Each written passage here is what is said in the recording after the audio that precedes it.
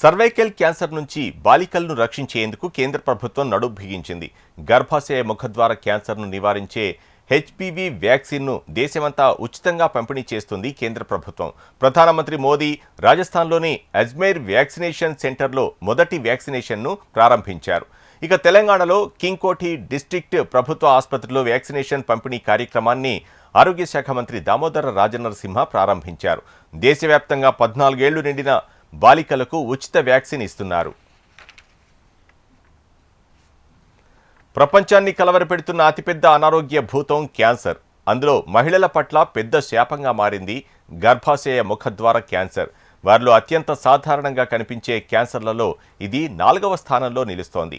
ఇవాళ దేశవ్యాప్తంగా human papilloma virus vaccination పంపిణీ ప్రారంభమైంది. ఇక హైదరాబాద్లో కింగ్కోఠి డిస్ట్రిక్ట్ ప్రభుత్వ ఆసుపత్రిలో వ్యాక్సినేషన్ పంపిణీ కార్యక్రమాన్ని ఆరోగ్య శాఖ మంత్రి దామోదర రాజనరసింహ ప్రారంభించారు.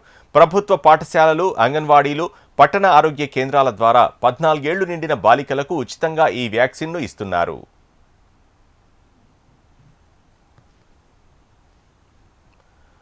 రాష్ట్ర వ్యాప్తంగా 3,50,000 మందికి వ్యాక్సిన్ పంపిణీ చేస్తున్నారు. మహిళల ప్రాణాలకు పెనుముప్పుగా మారిన ఈ గర్భాశయ ముఖద్వార క్యాన్సర్ను నివారించడానికి హెచ్పివి వ్యాక్సిన్ను రాష్ట్ర వ్యాప్తంగా దశల వారీగా అమలు చేస్తున్నారు.